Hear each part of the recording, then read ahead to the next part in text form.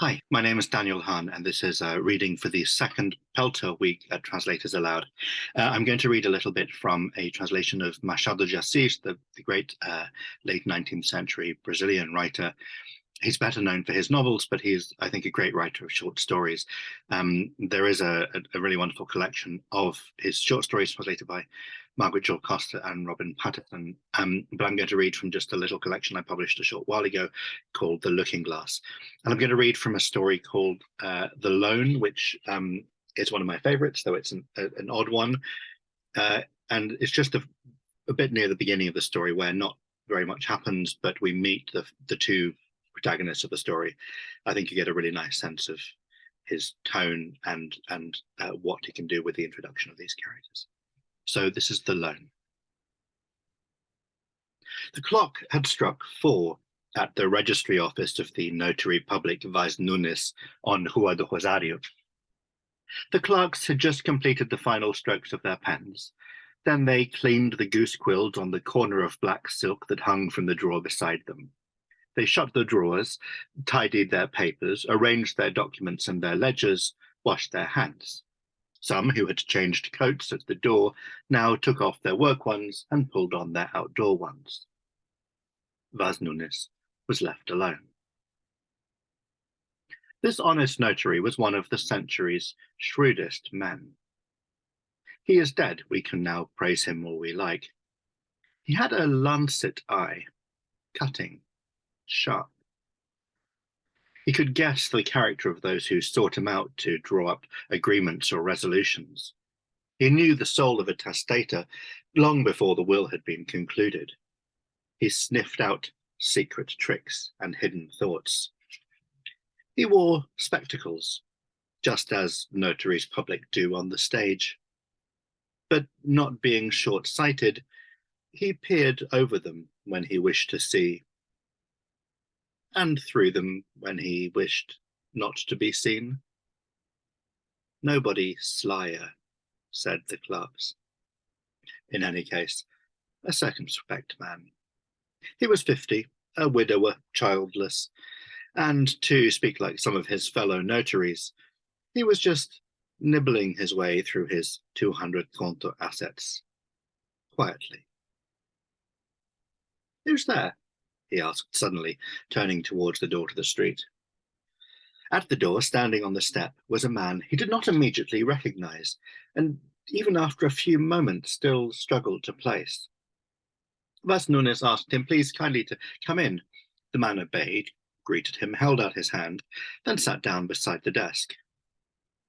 He did not carry himself with the natural discomfort of a beggar.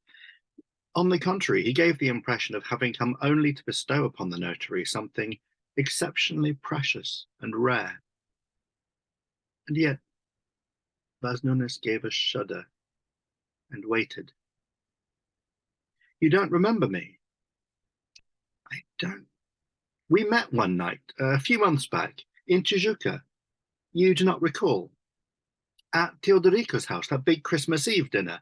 Indeed, I toasted your health. Do you not remember Custodio? Oh. Custodio, who had previously been somewhat hunched, now straightened up. He was a man of 40. He dressed poorly, but his hair was neatly brushed. He was tidy, correct. He wore his nails long, tended with great care, and his hands were very well shaped and soft, unlike the skin on his face, which was rough. Trivial details, yet necessary to complement a certain double aspect that distinguished this man, an aspect of both beggar and general. Walking on the street, penniless and lunchless, he nonetheless seemed to be leading an army behind him. The reason was no other than the contrast between his nature and his circumstances, between soul and life. This Custodio had been born with a vocation for wealth, but with no vocation for work. He had an instinct for elegance, a love of excess, of good food, of beautiful ladies, of fine carpets, of precious furniture, a voluptuary and, to some degree, an artist. capable of managing the Villa Torlonia or the gallery at the Hamilton Palace. But he had no money, neither money nor any aptitude or inclination for earning it. And yet he did need to live. Il faut bien que je vive, one claimant used to say to Minister Talleyrand. Je n'en vois pas la nécessité, the minister had retorted coolly. Nobody ever gave Custodio this answer. They would give him money, 10 milles from one, 5 from another, 20 from the next. And it was mainly from such disbursements as these that he paid for his lodging and his food. I say he lived on them mainly, for Custodio did not object to involving himself occasionally in business, on the condition that he'd choose which business, and he always chose those that were entirely without worth. He had an excellent nose for calamities. Of 20 companies, he immediately guessed which one was the purest folly, and applied himself to that with great determination. Ill fortune, which pursued him, made the 19 prosper, while the 20th blew up in his hands. No matter. He would ready himself for the next.